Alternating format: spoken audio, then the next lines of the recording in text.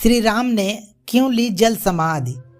अयोध्या आगमन के बाद राम ने कई वर्षों तक अयोध्या का राज्यपाट संभाला और इसके बाद गुरु वशिष्ठ व ब्रह्मा जी उनको संसार से मुक्त हो जाने का आदेश दे दिया। एक घटना के बाद उन्होंने सरयू नदी में जल समाधि ले ली। अश्वनी पूर्णिमा के दिन मर्यादा पुरुषोत्तम राम ने अयोध्या से सटे फैजाबाद शहर के सरयू नदी किनारे जल समाधि लेकर महाप्राणायाम किया। श्री राम ने सभी की उपस्थिति में ब्रह्मा मुहूर्त में सरयू नदी की ओर प्रयाण किया।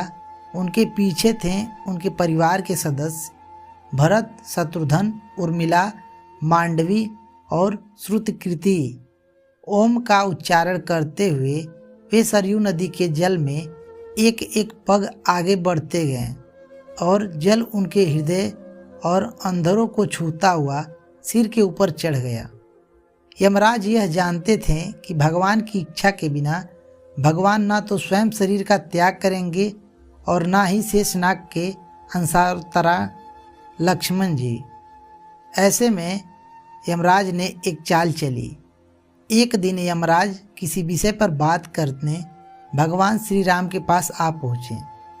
भगवान राम ने जब यमराज से आने का कारण पूछा तो यमराज ने कहा कि आपसे कुछ जरूरी बातें करनी है। भगवान राम यमराज को अपने कक्ष में ले गए।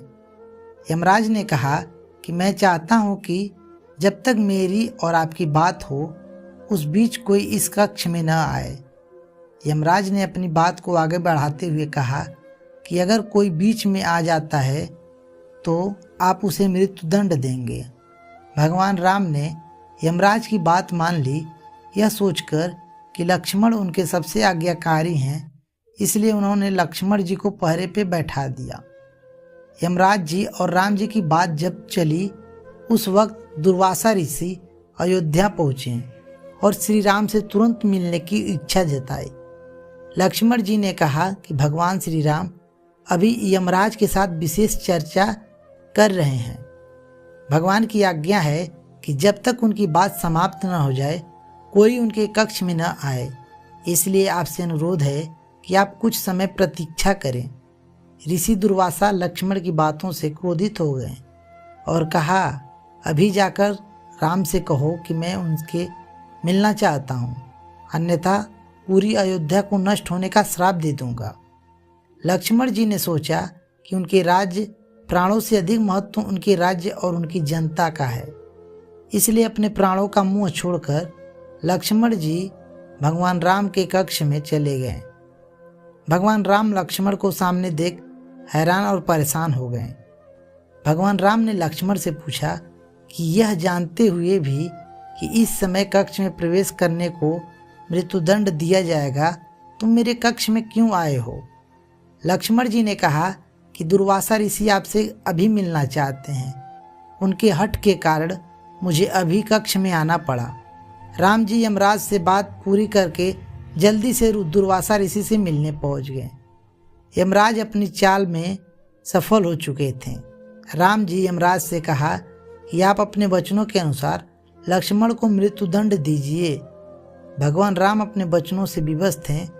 राम जी सोच में थे कि अपने प्राणों से प्रिय भाई को कैसे मृत्युदंड दिया जा सकता है। राम जी ने अपने गुरु वशिष्ठ जी से इस बात की तो गुरु ने बताया कि अपनों का त्याग मृत्युदंड के समान नहीं होता, इसलिए आप लक्ष्मण को अपने से दूर कर दीजिए। यह उनके लिए मृत्युदंड के बराबर ही सजा होगी। जब राम ने लक्ष्मण को अपने से दूर जाने को कहा तो लक्ष्मण जी ने कहा कि आपसे दूर जाऊं तो मैं मर भी जाऊं, इसलिए मेरे लिए उचित है कि मैं आपके वचनों का लाज रखूं। लक्ष्मण जी भगवान राम को प्रणाम करके राजमहल से चल पड़े और सरयू नदी में जाकर जल समाधि ले ली। इस तरह राम और लक्ष्मण दोनों ने अपने अपने वचनों और कर्तव्यों का पालन किया। इसलिए कहते हैं, रघुकुल रीत सदा चल आई, प्राण जाए पर वचन न जाए।